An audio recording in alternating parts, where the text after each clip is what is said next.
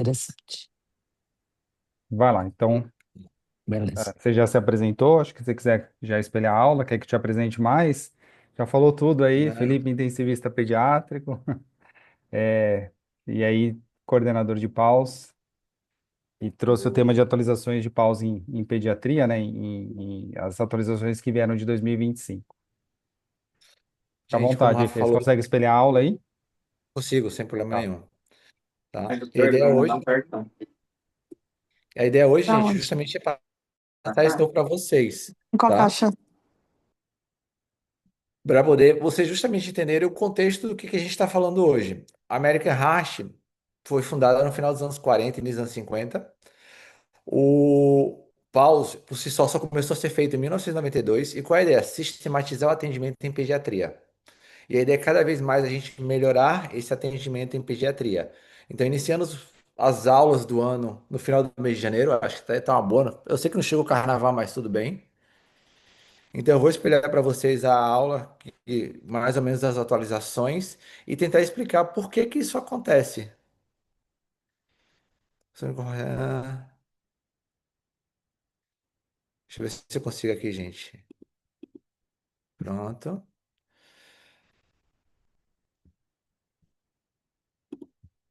Compartilhar. Vocês estão conseguindo ver? Sim, Sim. sim.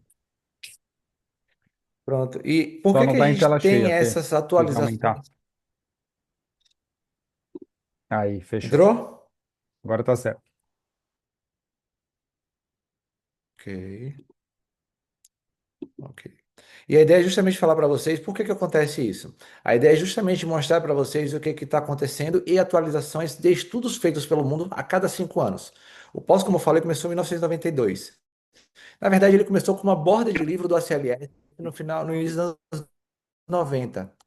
E aí ele foi cada vez mais ampliando e cada vez mais a gente foi conhecendo a pediatria, entendendo como lidar melhor com a criança grave, entender melhor que a criança não é um adulto pequeno e que existem particularidades que se a gente entende como fazer, a gente vai salvar coisas que poderiam escapar da gente.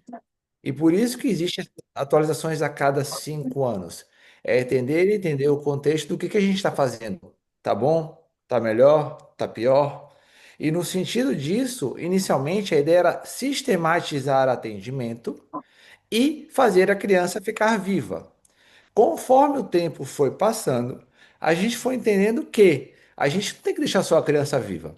A gente tem que deixar a criança viva com qualidade suficiente para poder ela ser uma pessoa no futuro saudável e contribuir com a sociedade. Então, conforme o tempo vai passando, a ideia é transformar uma situação de risco numa situação que possa ser feita de modo sistematizado, um quadro que talvez é reversível, a gente fazer de modo adequado e essa criança sobreviver e viver. Então, o objetivo geral hoje é fazer as atualizações das diretrizes que foram lançadas em final de outubro do ano passado, tanto do ponto de vista suporte básico como suporte avançado na pediatria, e enfatizar essas práticas na ressuscitação cardiopulmonar e mostrar o que que tem de diferente e o que que a gente aprendeu nos últimos 5 anos, entender o que que a gente está fazendo, vai fazer de novo e por que que a gente vai fazer de novo. Eu sei que o tempo é curto, eu vou tentar me ater no máximo a 40 minutos, que eu sei que muitas vezes pode se passar e que a gente às vezes precisa ter algumas dúvidas e eu acho que tem que ter dúvidas que é saudável para a gente entender por que que as mudanças ocorrem. De critérios objetivos, é tentar unificar os protocolos de reanimação pediátrica, tanto hospitalar como pré-hospitalar, que antigamente eram coisas separadas e gerava confusão na cabeça das pessoas. Também adotar abordagens fisiológicas individualizadas para as crianças. Não fazer um pacote único. Tentar entender que cada um tem um jeito diferente e adaptar isso nesse contexto. O uso de novas tecnologias que volta e meia acontecem para poder ajudar nessa centrada, a equipe como ponto central. Não é uma pessoa, mas equipe como um contexto, tentar também melhorar isso. Com isso, você não deixa só a criança viva, você deixa a criança viva, com melhor sobrevida e com melhor prognóstico neurológico para essas crianças. Então, a primeira Ó, novidade que eu vou Você passar para fechou já de vocês, casa? eu nem abri, eu ia abrir, estava com frio, coberto aí, que eu tava um dia gente, tem muita inteiro. gente com o telefone, com o microfone ativado. Vamos botar o Põe mudo, mudo pra todo mundo tá? aí. Eu não estou com esse controle, Tá assim, infelizmente, ou tá com o Rafael. tá? Mas vamos continuando o processo. Deixa eu baixar aqui de novo. Então, a ideia justamente de botar a cadeia de sobrevida é unificar esse processo e gerar menos confusão, porque quanto mais detalhe, mais as pessoas podem se perder, e isso acaba ocasionando desfecho. Então, essa novidade seria uma cadeia única de sobrevivência, tanto adulto como criança, tanto intra como extra-hospitalar.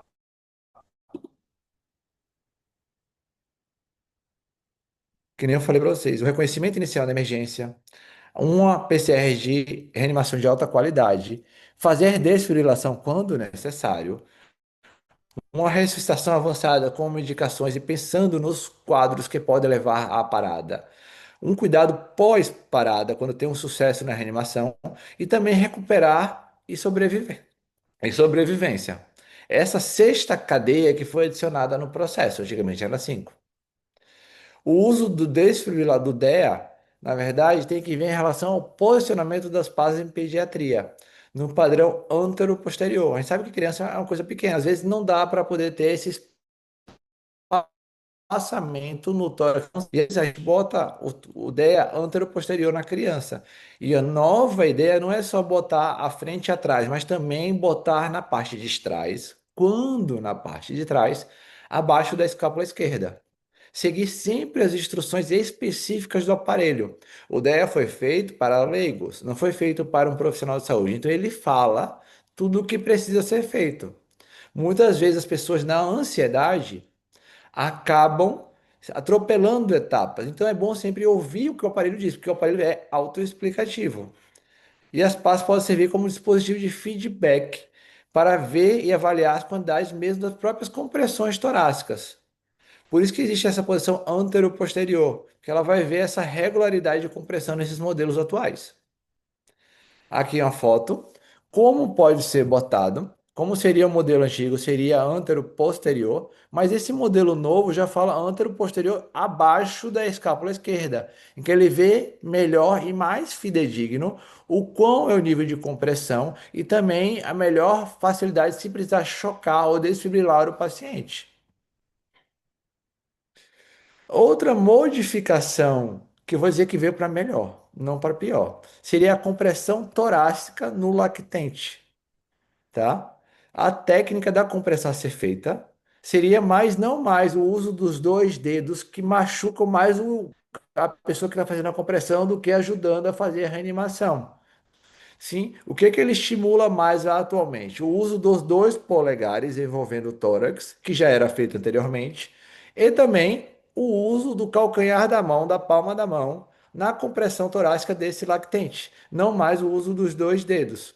Se não for possível envolver o tórax, que é o preferencial, usar o calcanhar da mão para fazer tal reanimação com a profundidade de um terço do diâmetro torácico, tá certo? A técnica dos dois dedos saiu da história, saiu. Eu acho que foi a melhor coisa que teve nessa modificação, porque todo mundo sempre reclamou de fazer essa compressão no pequeno bebê com esses dois dedos, porque mais dificultava do que ajudava. E a gente viu nos últimos 5 anos que era inefetivo por conta da dor, a quantidade da força feita era inefetiva, a compressão não era adequada e a ressuscitação também não era tão adequada. O suporte básico na vida da compressão desse lactente sempre envolveu os dois polegares, tá certo? Ou o calcanhar da mão. Lembrando que a técnica dos dois dedos não é mais recomendada. O que era 5 anos atrás, essa foi uma das principais modificações feitas para esse novo guideline. E uma outra situação também é a obstrução das vias aéreas por corpo estranho, que sempre gerou muita dúvida, muito impasse e uma indecisão de como reagir. Lembrando que essa obstrução de via aérea, corpo estranho, é para objetos sólidos e semissólidos, tá certo? O que que mudou? O reforço na sequência de 5 tapas nas costas e 5 compressões abdominais ou torácicas. Aí você pergunta, como assim 5 compressões abdominais ou torácicas?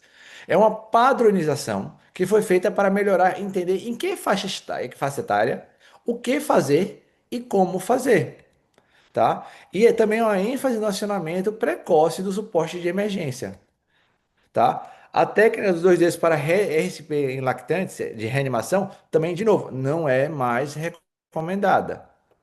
Como é que a gente faz nessa obstrução por corpo estranho em criança menor que 1 ano? O que que mudou na história? Não mudou tanto, tá? Você vê e reconhece essa obstrução por corpo estranho. Se a criança está fraca, tosse fraca, está inabilitada para chorar, mudança de cor, e ela vai ficando mais sonolenta ou muito mal, sofrendo apneia. Você chama a emergência e o que que você faz?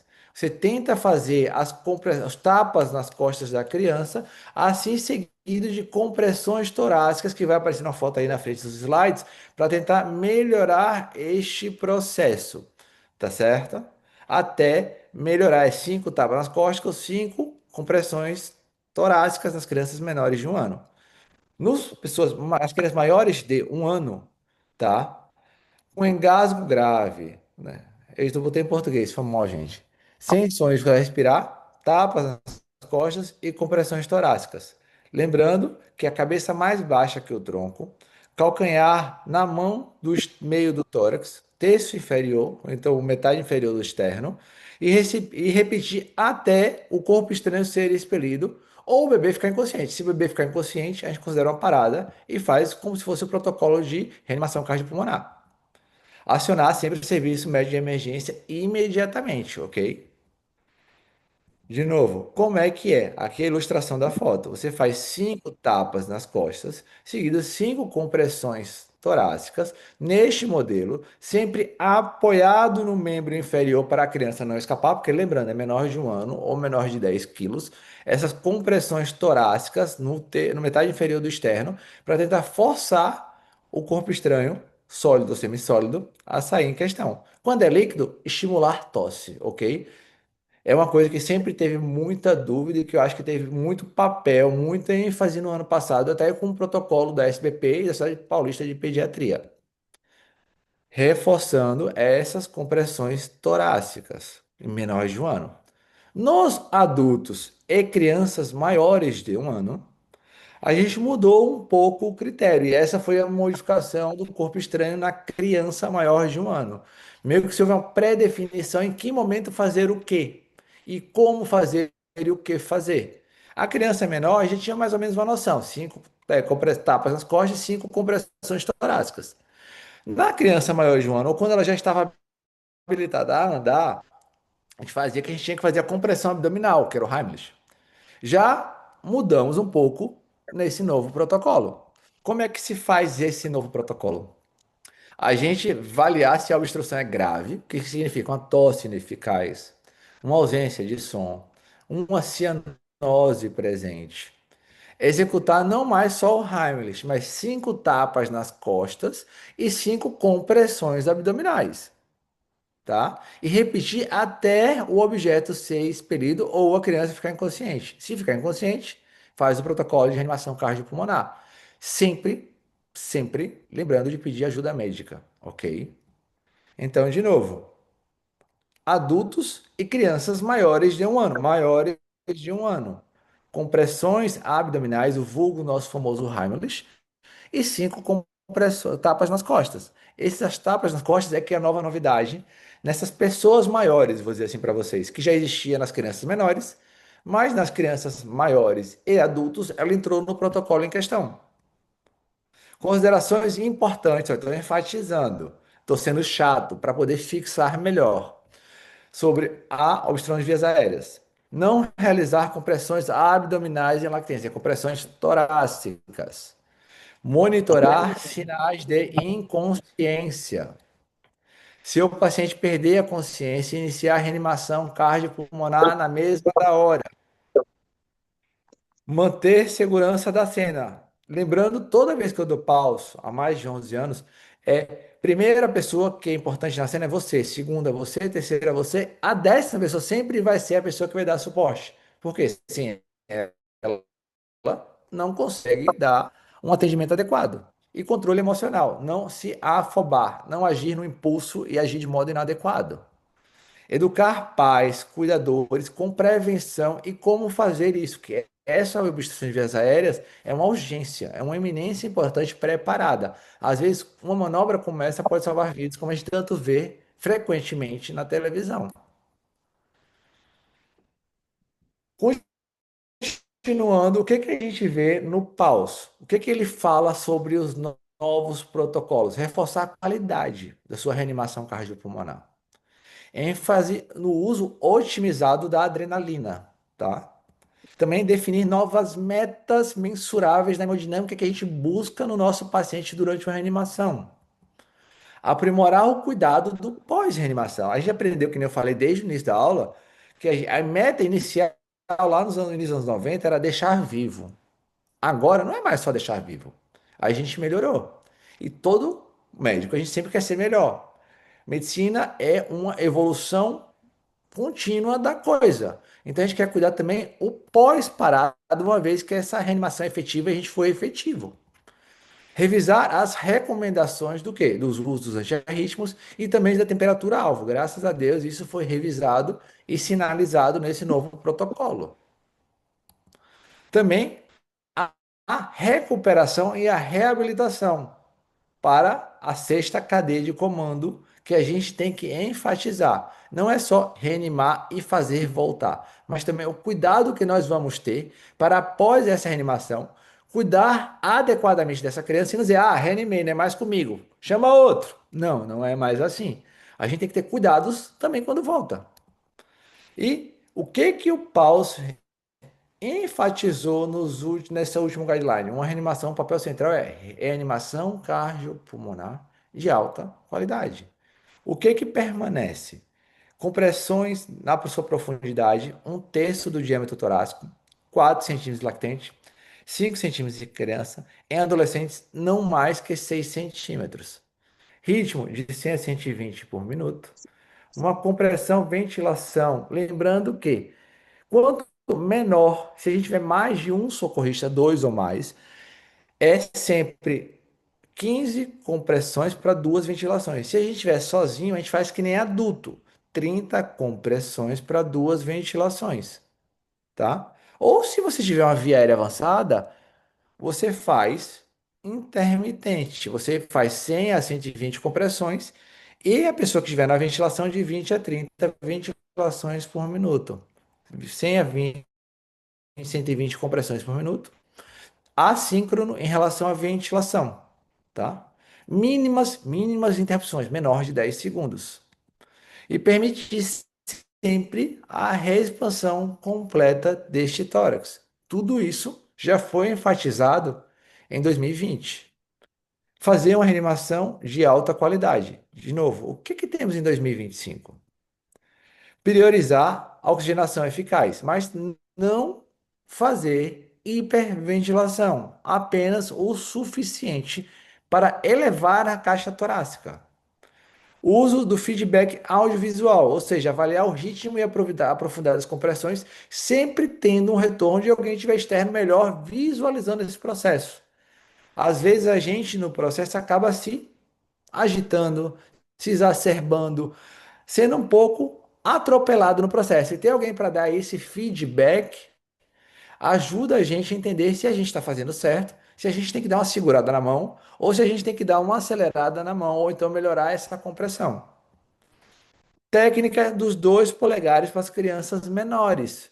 De novo, essa é uma nova ênfase nos lactentes. Não precisa mais usar os 2 dedos, sempre os 2 polegares. Ah, não estou conseguindo fechar com os 2 polegares. Calcanhar da palma da mão. Vou repetir 500 milhões de vezes. Reanimação cardiopulmonar de alta qualidade. Recomendação anterior: iniciar a reanimação somente se pulso não palpável após 10 segundos. Palpar pulso era um dos principais critérios para identificar a parada. Porém, nas novas recomendações, o que que a gente observou? nos últimos 5 anos de estudo. A palpação do pulso nem sempre é confiável, nem sempre a gente sente esse pulso de modo adequado. E sempre existe aquela dúvida, sempre existe aquela situação: será que eu estou sentindo? Ah, senti, ah, não senti. E acaba retardando o início dessa reanimação que deveria ser iniciada instantânea.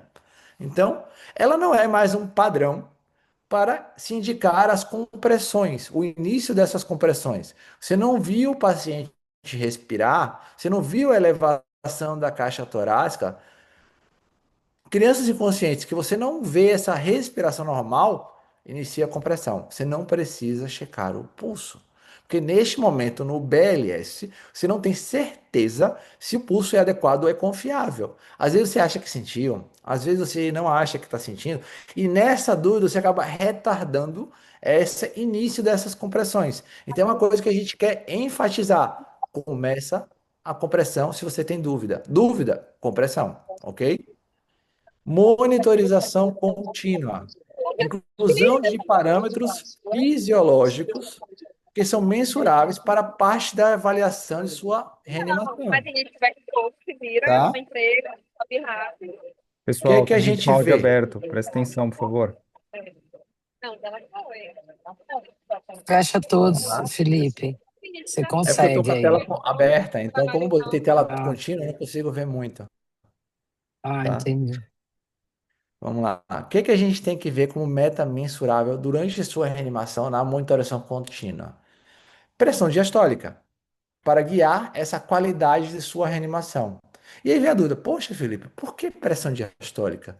Não a média, não a sistólica. Porque é na diastólica que a gente vê uma melhor perfusão das coronárias. Então, o que eles viram assim: se você tiver uma elevação durante sua reanimação de 25 milímetros de água nos lactentes ou 30 nas crianças, você sabe que sua reanimação também está efetiva. Ah, mas Felipe, como é que eu vou ver isso durante uma reanimação? Eles botaram esses parâmetros quando o paciente tinha uma pressão arterial invasiva. Eles viam essa elevação na diastólica. Se você não tem, ok, continua sua compressão torácica. Continue essa sua reanimação efetiva, vendo a elevação total do tórax e com o ritmo adequado tanto da compressão como da sua ventilação. Mas foi um novo parâmetro que foi introduzido para poder te auxiliar no processo e ver que você tem uma melhor qualidade nessa sua compressão e ver que a oxigenação, a perfusão dessa coronária é mais efetiva. A capnografia, se você tem, de novo, só se você tiver, também ajuda nesse processo para saber que sua compressão, sua reanimação está sendo efetiva, com elevação de mais de 20, quando indica que suas compressões estão eficazes e com maior chance do retorno dessa reanimação. Monitorização contínua com a saturação de O2 e avaliação desse ritmo, dessa elevação dessa pressão diastólica. São situações que foram introduzidas nesse novo guideline de 2025. Ô, Fê, posso perguntar? À vontade, Paty. É, eu não tinha, quando eu li isso, eu não tinha entendido assim. Eu achei que era tipo, você medir uma pressão não invasiva. Então, não é para medir pressão não invasiva e ter essa Não, porque os pressão estudos quem diastólica fez maior que 25. foi um estudo, na verdade, do Shopping, do Children's Hospital of Philadelphia, é o principal pessoa que o pessoal que mais soltou artigos e que muito enfatizou esse processo, vendo esses estudos dentro da UTI cardiológica, cardiopediátrica. E observou que quando se tinha essa elevação, se tinha esse melhor retorno da reanimação das crianças. Entendeu? Porque você não, às vezes, não consegue botar não invasiva toda hora ver esse feedback para você. Leva um tempo para mensurar e você toda hora está enfatizando sua compressão. O ETCO2 eu acho que é até mais fácil, às vezes, dependendo de você tá, para você conseguir. Mas se você tiver, são parâmetros de segurança a serem feitos. Tá, então, se você não tem a pressão invasiva, lógico que não vai retardar, mas tem indicação de você medir uma PA para ter um valor, sei lá, um valor inicial e depois um próximo valor ou não? O que que a gente vê em nossas mensurações não invasivas? Elas não veem uma diastólica tão fidedigna. Tanto é que a gente fala que a não invasiva é mais fácil se considerar a média do que a pressão sistólica e diastólica como um todo. Existe essa variável que é inadequada às vezes. Então a gente às vezes não tem como ter esse parâmetro nessa não invasiva durante uma reanimação. Se você tem uma invasiva, ela sim é mais fidedigna. Ela sim vai ser mais assertiva no processo. Entendi. Obrigada. Ecografia Brealeto foi uma coisa que foi introduzida. Quem tem o eco é uma maravilha. Quem sabe fazer POCs é uma maravilha. Eu sugiro a todo mundo que ajuda bastante. E é uma coisa que eu acho que no dia a dia cada vez mais vem sendo enfatizado, tá? Ela consegue identificar causas reversíveis, um tamponamento, um tromboembolismo, uma disfunção miocárdica que pode estar presente, nos ajudar nesse processo de identificar causas que a gente não está observando durante a reanimação, que está demorando um pouco mais que o habitual, entendeu? O 6H5Ts. Então, neste processo, são algumas coisas que nos ajudam a fazer direito esta situação. Fazer o POCUS do tórax, um eco, beira-leito. Durante a reanimação, cada vez mais vem uma coisa que a gente estimula vocês talvez a fazerem cursos sobre isso, porque é uma realidade que cada vez mais está nos ajudando nesse processo. Evitar interrupções das compressões para realizá-las. De novo, não é para você interromper o que você está fazendo, ser efetivo em suas compressões torácicas para poder fazer um eco. Você pode fazer concomitante, descobrir se é uma coisa a mais. É afastar um processo que pode ser evitado. Uso da adrenalina. Adrenalina precoce nas paradas não chocáveis é uma coisa cada vez mais recomendada. Administrar o mais cedo possível. Mudanças na janela de tempo para seu uso foi clarificada e antecipada nesses tipos de ritmo. Em ritmos chocáveis, de novo, foi enfatizado dar após duas desfilões, ou antes apenas se o choque não for viável imediatamente, tá? Acesso, olha, gente, vou enfatizar isso assim: acesso venoso ou intraósseo na criança grave. Não é mais indicado adrenalina pelo tubo endotraqueal. Não é mais indicado adrenalina pelo tubo, que muita gente gostava de fazer no início até pegar um acesso. Vai para a intraóssea. 30 segundos, gente. 30 segundos. A intraóssea não é questão de força, é questão de técnica. Então, é uma coisa que eu sempre enfatizo nos cursos de paus, que intraóssea, na inabilidade do acesso periférico, é uma coisa que salva vidas. Já passei duas intraósseas por aqui, desse outro lado do mundo. Pô, até se assusta, mas a gente faz, e quando faz, é rápido e evita retardar o processo que a gente precisa. O que é que se viu na parte dos choques não da reanimação nos ritmos não chocáveis? Logo de cara, reconheceu da adrenalina, não espera. E se fazia a cada 3 a 5 minutos. Antigamente, o que antigamente? Nos últimos 5 anos falava que se você conseguir fazer um pouco, faz adrenalina logo de cara e deixa depois dos 5 ciclos, que seria 4 minutos, é um método mais fácil de você fazer efetivamente o processo. Nos ritmos chocáveis, após o segundo choque, ok? Então, de novo, ênfase. Reconheceu? Faz adrenalina logo de cara. Desfibrilação precoce. Primeiro choque, ideal menos dos 2 minutos antes do colapso. Reconheceu que tem o ritmo chocável? Em torno dos 20% na pediatria, por dados de 2023 da American Heart, dose inicial de desfibrilação 2 joules por quilo. Doses subsequentes aumentando até fazer 10 joules por quilo ou 200 joules, que é o adulto. Reiniciar imediatamente após o choque, não checar o pulso, fazer a desfibrilação, imediatamente fazer a compressão torácica durante 2 minutos e depois sim checar o pulso por 10 segundos. Recomendo o uso de adesivos autocolantes. Em vez de você monitorizar e botar as pás, o que tem de novo no mercado?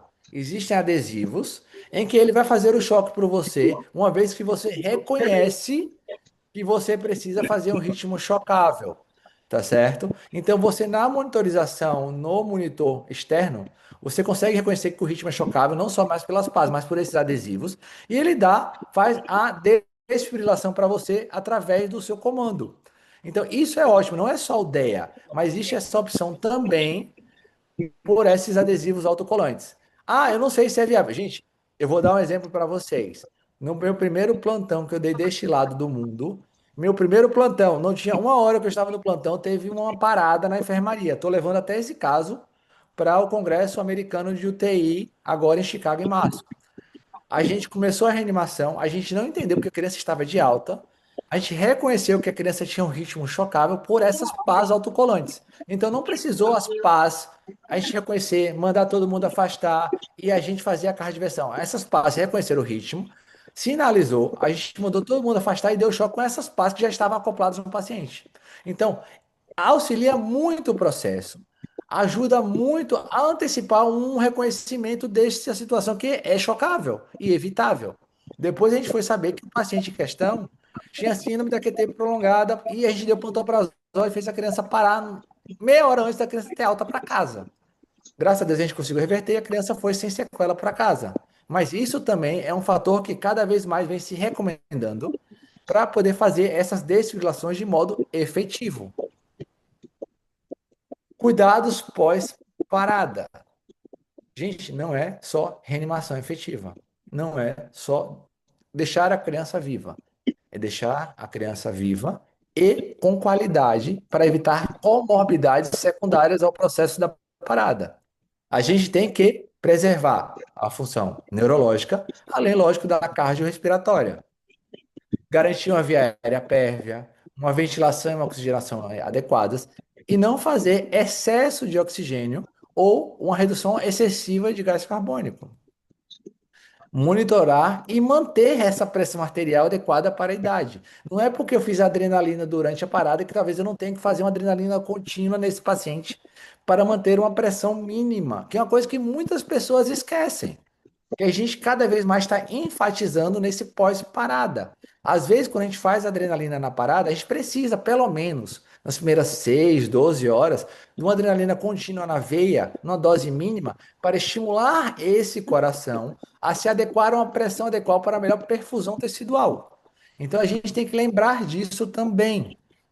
Manter uma glicemia entre 70 e 180, além de corrigir possíveis distúrbios hidroeletrolíticos e ácidos básicos que vão estar presentes na pós-parada.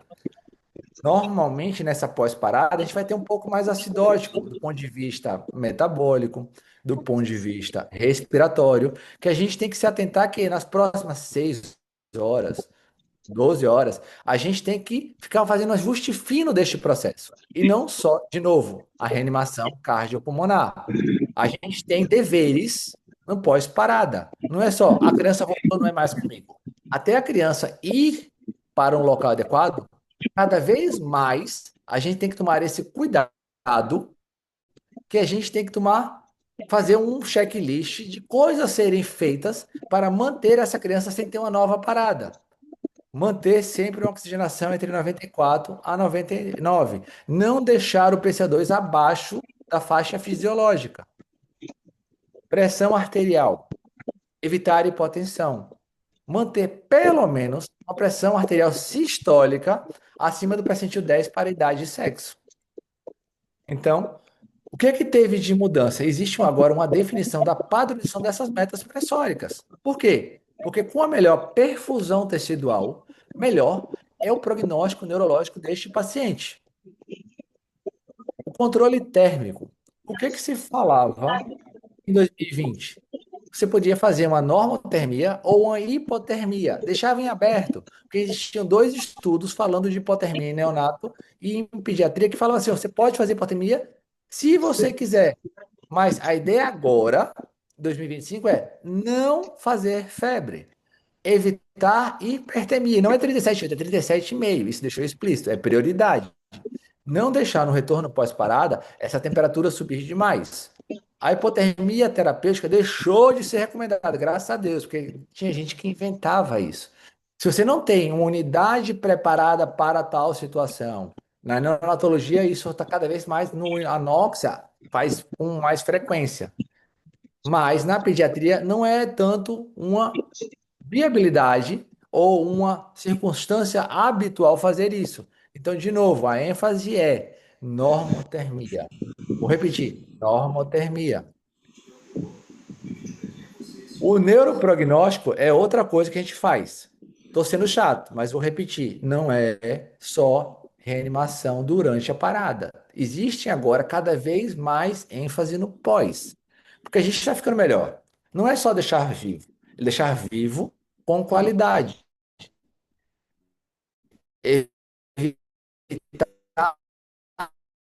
Comorbidades secundárias a essa reanimação. E o neurológico é uma coisa muito importante. Então, fazer uma avaliação multimodal, uma melhor avaliação da função neurológica, se disponível, fazer o eletroencefalo até 72 horas após a parada. Um exame de imagem, um exame clínico mais apurado, lembrar de avaliar o quadro neurológico do seu paciente, tá? Não é só nenhum exame isolado que vai dizer a sua melhor função ou seu melhor prognóstico, mas sim um conjunto deles que vão nos ajudar a definir como é que está esse segmento, tá? E isso vai também influenciar nessa reabilitação precoce desse paciente, tá? O que que teve de mudança?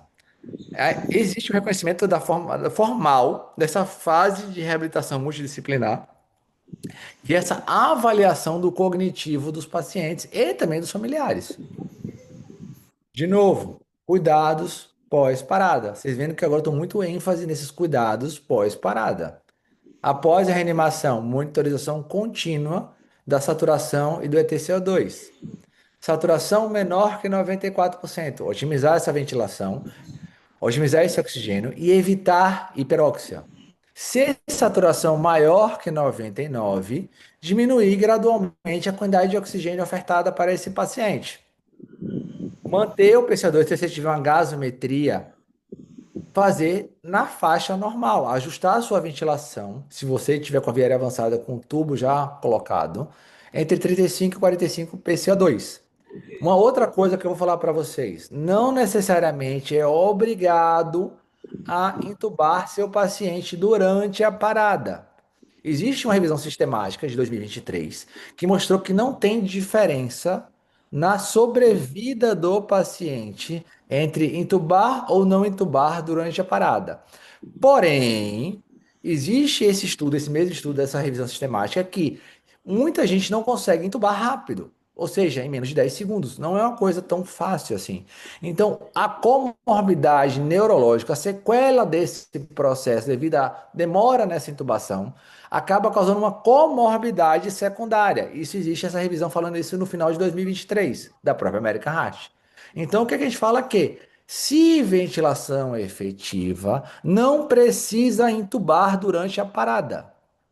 No pós-parada, se tem um rebaixamento de sensório, não controle do drive respiratório adequado, aí sim você intuba com maior segurança, pois com a perfusão da pós-parada já presente, você garante essa viária avançada para fazer essa manutenção da saturação e o PCO2 dentro da faixa normal. Pós-reanimação e alta do UTI, tem que fazer um checklist, pessoal, um bundle. De novo, avaliar a função cardíaca, quando possível, um eco, dosar a troponina, que no início vai estar elevada, lógico, mas seriar essa queda gradual. Fazer um eletroencefalo assim que disponível, um exame de neuroimagem, uma tomografia. Se você for uma unidade mais avançada de paciente mais estável, talvez uma ressonância. Um controle térmico mais acurado para evitar hipertermia, não fazer hipotermia. E também ventilatório, para não hiperventilar ou fazer uma redução excessiva do PCO2 desse paciente. Também fazer uma educação multidisciplinar e uma educação também do familiar, falando dos prognósticos, dos cuidados que estão sendo feitos, porque uma vez que o familiar tiver noção do que está acontecendo e como vai ser feito o processo, existe mais confiança e uma melhor receptividade dessa família com relação a esse cuidado do pessoal que está tendo com a criança. Resumo. Tema, adrenalina. Falava-se em 2020, uso precoce, mas não tinha um detalhamento claro. Em 2005, dizia assim, uso precoce assim que identificável, não chocável. Fazer adrenalina. E a frequência, 3 a 5 minutos. Eu sei que em qualquer unidade, às vezes a enfermeira fica no seu ouvido. Doutor, 3 minutos. Doutor, 3 minutos, porque elas também foram sistematizadas que 3 minutos é tempo de adrenalina. Mas, para melhor sistematização do processo, a gente fala que a cada 2 ciclos de reanimação, se ritmo não chocável, que dá 4 minutos. mas a gente meio que enfatizou a necessidade de reconhecer precocemente essa adrenalina e no ritmo chocável depois de 2 choques. Monitorização hemodinâmica, não tinha meta definida. Se você tem uma pressão arterial invasiva, pressão diastólica alvo no lactente maior que 25, na criança maior que 30, maior ou igual, tá certo? Temperatura após a parada, hipotermia opcional em 2020. Agora não, a gente quer que evitar hipertermia, deixou a ênfase bem clara. Não precisa fazer hipotermia, não tente. Só evite a febre, é mais fácil. VPP durante a RCP, sem frequência específica, mas no atual, 20 a 30. Já se falava isso em 2020 de 20 a 30 por conta dos estudos que a gente fez desde 2015. A gente está fazendo uma ênfase nessa nova atualização. Antiarrítmicos. O que a gente viu de diferente que eu não citei aqui? Antes na parada, durante os ritmos chocáveis, a gente usava adrenalina e a segunda droga, no intervalo dos 4 minutos, amiodarona ou lidocaína. Os estudos atuais falam do uso venoso de um beta-bloqueador, que é o sotalol. No Brasil, isso a gente não tem, então é só uma citação que eu estou fazendo aqui. Mas é uma coisa que cada vez mais está se utilizando, além da amiodarona e da lidocaína, nos ritmos chocáveis, como uma alternativa para a segunda medicação no ritmo chocável, se você já fez adrenalina e aguarda o seu 4º minuto. A gente, na afobação, na agitação, quer fazer tudo.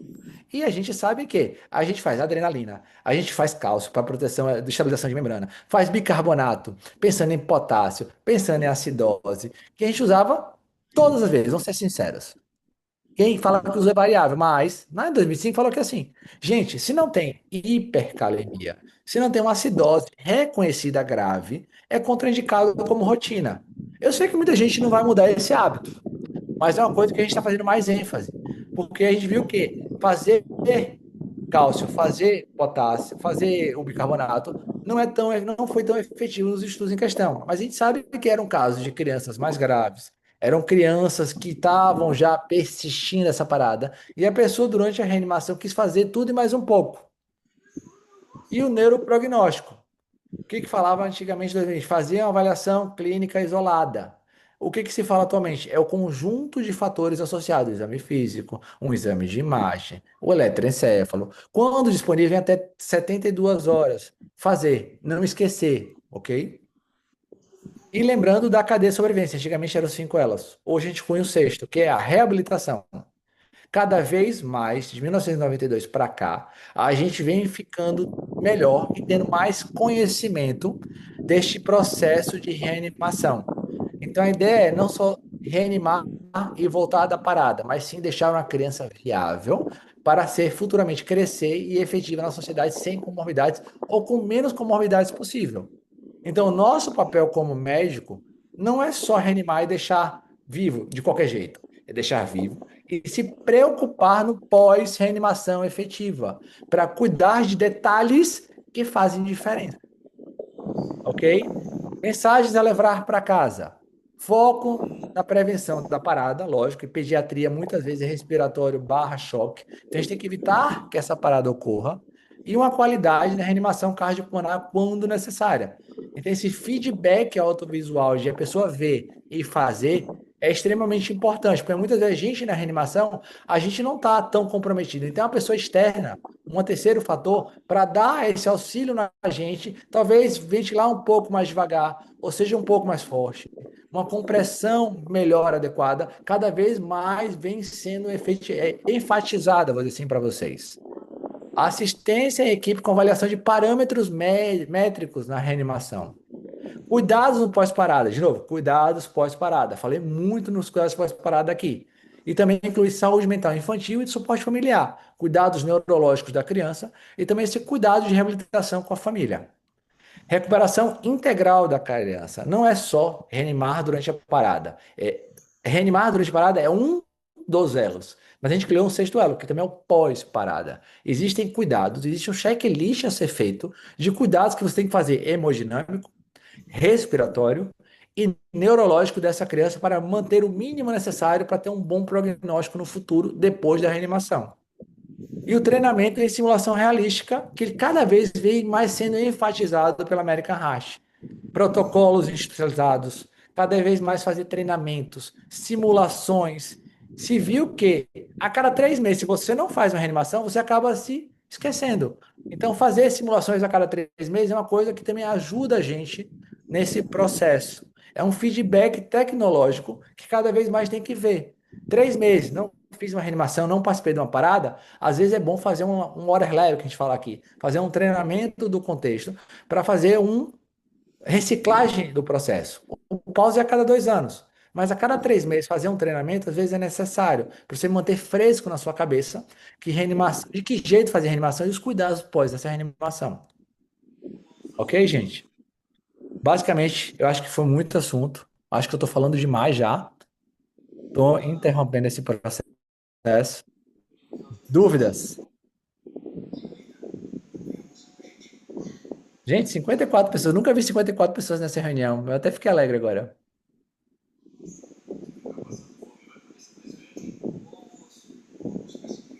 Antes de você chegar lá nos Emirados, tinha tanta parada assim? Eu sou azarado. Teve 3 paradas no hospital que eu trabalho. As 3 foram comigo. Boa, É Fé, muito bizarro, boa aula. tá? Dúvida, pessoal. Vamos lá. Aqui a gente está para tirar dúvida. Fê, Será que eu parabéns falei pela tanto? aula. Não, você falou muito bem, falou calmo, tomou seu remedinho, deu para entender super bem, a dicção foi ótima. Não sei se você tem essa impressão também em relação à parada do lactente, que agora a gente tirou a compressão com o dedo, você comentou muito bem sobre isso. Para mim, eu tive a mesma impressão quando a gente mudou para a relação da ventilação para 20 para 30, que era algo que a gente via no nosso dia a dia, que a gente via que as crianças respondiam melhor, mas no protocolo ainda estava aqueles 10, né? E é a mesma coisa em relação à compressão, que a gente no nosso dia a dia também já fazia, porque aqueles 2 dedos a gente sentia que não estava dando muito retorno. E agora eu senti que eu tive a mesma sensação. Tanto que quando a gente comentou sobre isso no pause, o pessoal falou: Nossa, mas não tem mais risco de quebrar costela? Vocês acham que não é arriscado a gente ensinar isso? Eu falei: Não, gente, eu achei isso uma das coisas, pontos chaves, assim, que era algo que a gente já fazia, né, no nosso dia a dia lá de UTI. Sim, eu acho que é uma rotina. Você registrou de posse também, Mirella, então você é suspeita para falar. Você já estudou tudo e mais um pouco, tá? Mas a ideia justamente Não, não. A ideia justamente é essa, ser efetivo. A gente cada vez quer ser melhor. A gente sabe que o problema da criança é ventilatório, a maioria das vezes. A gente sabe que 80%, 79,6% para ser mais exato, é ventilatório barra choque. Então a gente dá ênfase no quadro ventilatório. O adulto sempre fez aquela função de que, é muito cardiológico.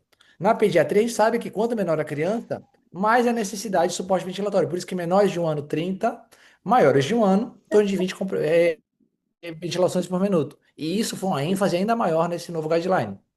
Eu acho que a gente está mudando para melhor cada vez mais. A gente não está só na reanimação, mas nos cuidados Uhum. pós, como fazer efetiva essa reanimação. E a questão das métricas também, né? Acho que fez uma grande diferença, porque agora quem não tem a experiência do dia a dia, né, de UTI, às vezes fica perdido. E agora, o que que eu faço com esse paciente? Então deixou bem mastigadinho assim as metas, né? Então, isso que você focou bastante, eu achei que foi muito interessante focar mesmo, porque é super importante. Né? Sim. Quem depois, o que que a gente vai fazer com esse paciente? Agora eles deixaram mastigadinho. Olha, deixa a pressão assim, deixa a saturação assim, os exames. Então, muito bom. Parabéns, Fê. Muito bom novamente. Obrigada. Eu acho que esses bandos pós-parados ficam mais efetivos, ficam mais definidos. Porque você fala, vejam, e esse V às vezes dá complicação. E agora não, a gente traçou parâmetros para se conseguir. E isso é bom. Isso melhora o desfecho da criança no final. Mas, gente, Rafa, tá todo mundo inibido. Eu acho que tem muita gente, mas tá todo mundo inibido. Não, Fê, acho que foi ótimo. Acho que tem um público bem diferente, assim, né? De pronto-socorro, unidade de internação, UTI. Acho que você passou por todos os tópicos e é isso, né? Às vezes, desde o reconhecimento que mudou até o BLS, né? Então, às vezes, a gente atende uma parada no setor extra-hospitalar ou mesmo no pronto-socorro. Então, foi bem completa a aula, tudo. Os cuidados mais parados, às vezes, acabam ficando restritos mais no ambiente de terapia intensiva. Mas acho que foi tudo ótimo. A gente fica aberto aí, tem mais uns minutinhos. Só para avisar que a gente vai disponibilizar, né? Depois tem um canal da Gesti no YouTube, e tudo, a gente grava a aula, aí a gente, depois que disponibilizar, também manda o link para quem perdeu algum trecho ou não conseguiu entrar, ter acesso. Mas fica aberto aí a mais dúvidas se o pessoal tiver. Jeff, fala alguma coisa também. Tô cutucando todo mundo aqui.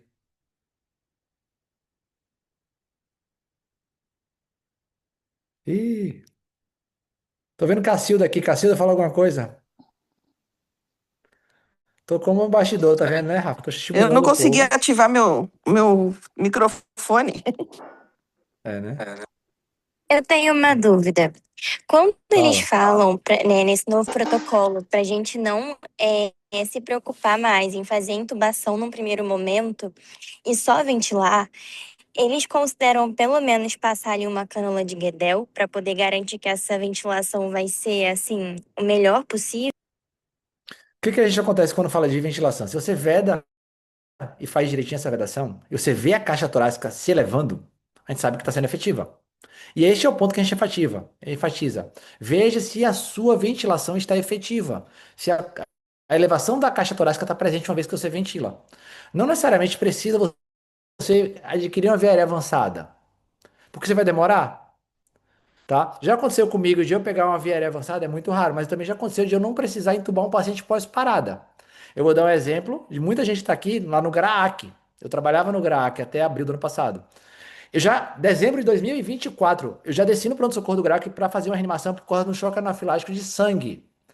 E na hora, a primeira coisa que eu recebi foi choque, foi parada, com ritmo não chocável. Foi da adrenalina, que é um antídoto, e a criança voltou com o neurológico melhor que o meu, me xingando praticamente.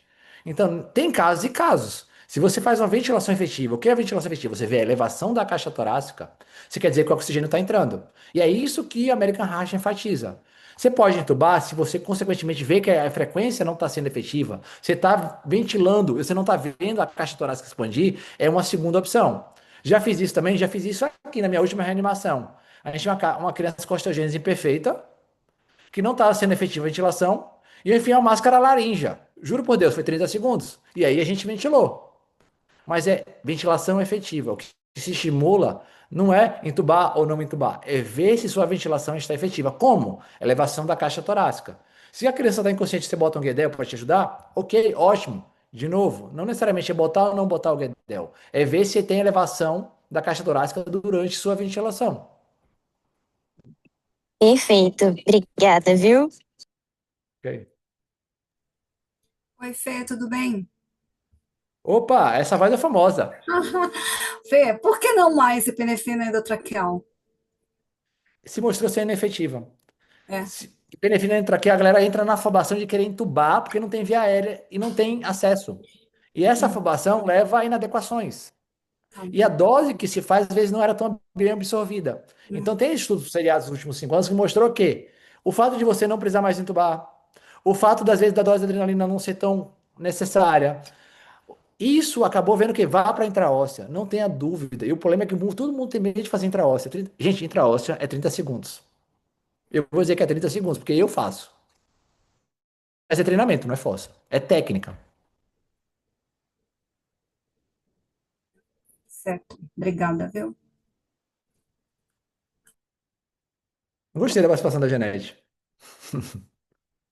Quer mais? Dúvida, gente? Nada? Ih, Rafa, Então, eu vou interromper aqui, Fê, a gravação, aí a gente vai. pronto.